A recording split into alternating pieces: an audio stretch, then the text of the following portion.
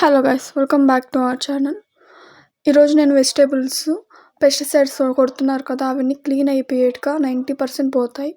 అందరూ వాడేవే. ఎలా చేస్తారో చూద్దాం. కల్లుప్పు వేసుకొని సోడా వేసుకోవాలి.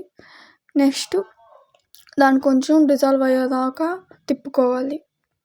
తిప్పుకున్నాం కదా, తర్వాత మన దగ్గర ఉన్న వెజిటేబుల్స్ అన్నీ వేసేసుకోవాలి. అయితే నేను ఇదేదో ఊరికే చెప్పట్లేదండి. సైంటిస్టులు కూడా ఇదే సింపుల్ అండ్ బెస్ట్ వే అని చెప్తున్నారు. సో నా దగ్గర ఉన్న కూరగాయలన్నీ వేసేస్తున్నాను అనమాట. టొమాటోస్, రాడిష్, క్యారెట్, ఇంకా లేడీస్ ఫింగర్, నా దగ్గర ఏమేమి ఉంటే అవన్నీ వేసేస్తున్నా. అయితే ఇక్కడ ఒక 30 మినిట్స్ అయితే నానబెట్టాలి ఇవి. అంటే దాంట్లో ఉన్న కెమికల్స్ అన్నీ రిమూవ్ అయిపోవాలి కాబట్టి ఒక 30 మినిట్స్ అయితే కావాలి. తర్వాత మనము ఇంకా మనకాడ వెజిటబుల్స్ ఎక్కువగా ఉన్నాయంటే సేమ్ ప్రాసెస్ ఇంకొక దాంట్లో చూడండి.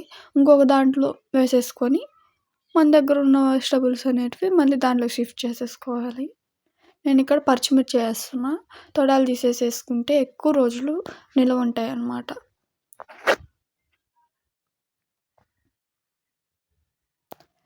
నెక్స్ట్ నేను ఇంకా ఉన్నాయి కాబట్టి ఇంకో దాంట్లో వేసుకుంటున్నా.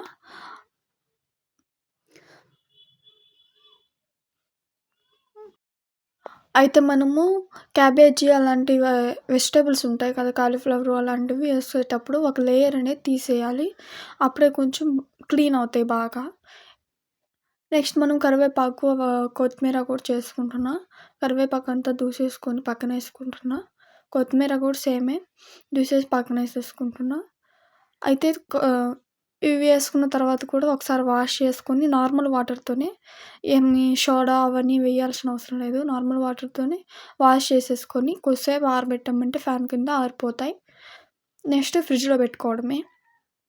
అయితే స్టోరేజ్ కూడా కావాలి. వెజిటబుల్స్ అన్నీ కడిగాం కదా, వీటి స్టోరేజ్ ఎలా చేసుకోవాలో కావాలి అని అంటే కామెంట్ చేయండి. దాని స్టోరేజ్ కూడా నేను చెప్తా. అయితే ఫ్రిడ్జ్లో ప్లాస్టిక్ అలాంటివి వాడకండి. స్టీల్ గిన్నెలు పెట్టండి, ఏం పర్లేదు, ఉంటాయి. అంతే. ఈ వీడియో ఏమైనా డౌట్స్ ఉంటే కూడా కామెంట్ చేయండి, లైక్ చేయండి, షేర్ చేయండి. Thank you.